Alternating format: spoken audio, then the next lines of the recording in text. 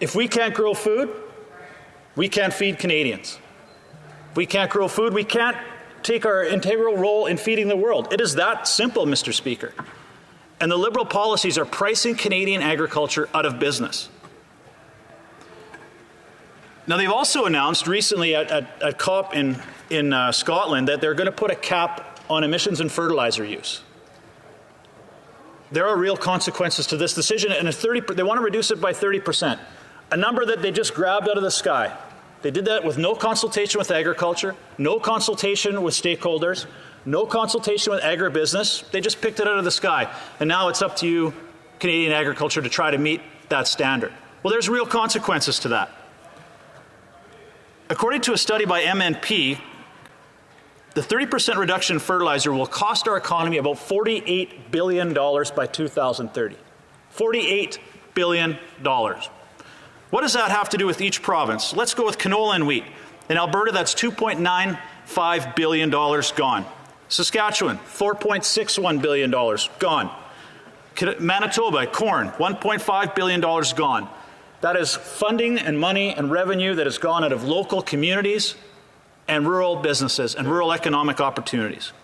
Those numbers, Mr. Speaker, do not include an escalating carbon tax, they do not include the Liberals' clean fuel standard, and they do not include lost global markets. Basically, what is happening is Canadian agriculture will be bankrupt under the Liberal policies. So, can the Liberals make changes to reduce the price of food? Absolutely.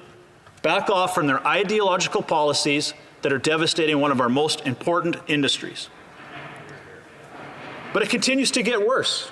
So they're going to be putting on these regulations and red tape and imaginary numbers Canadian farmers are going to have to try and meet, which really has no basis in reality, doesn't even take into consideration the incredible job that Canadian farmers have done to improve their carbon footprint. Our Canadian farmers and ranchers are the front line of conservation. 4R, zero-till, precision agriculture, none of those things were taken into consideration when these numbers and these policies were put forward. We're growing, our yields are much higher on much less. But this is going to put us back decades, and we're going to have to be growing more on more land. But we also have issues with trade and transport. We asked the Prime Minister this week about the crisis with shipping containers. And he said, well, this is an issue about global supply chains. Well, it's not about global supply chains. The Americans have figured it out. President Biden has put on penalties, put in a shipping czar. They have resolved their problem. Now, as a result of that, shipping lanes are being rerouted from Canada to the United States. Meanwhile, Canadian agriculture commodities and manufactured goods are stuck at the ports in Vancouver and Montreal. This is having a significant impact on our relationship with our most trusted trading partners. We're losing our reputation as a reliable partner. And as a result, those contracts are going to other countries. So we've seen what's happening with the United States, but also I want to go back to February 2018. The Prime Minister made this big announcement. We are having a huge breakthrough resolving the fumigation issue within India. Well, it's 2021. We still have that issue in place, and we've lost our pea and pulse market to India. We've lost canola trade with China. All of these things continue to add up, to leading to food insecurity, labor crisis. And you can understand why Canadian farmers and ranchers understand they don't have a friend in the Liberal government. So, in conclusion, Mr. Speaker, the disappointing thing with this throne speech is if the Liberals truly had a plan to rebuild Canada's economy coming out of the pandemic, they would have ensured that Canadian agriculture and energy would have been key players in that plan. But they were missing. Obviously, it's not a priority for the Liberal government.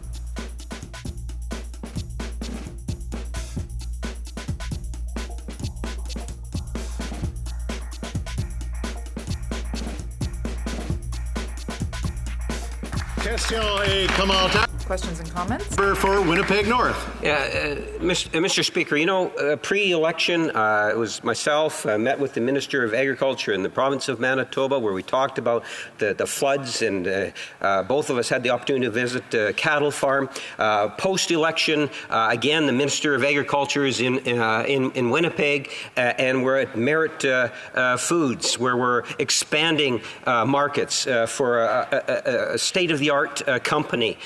Now, the Minister of Agriculture continuously works with the different provinces and other stakeholders to make sure we stay on top of that particular file.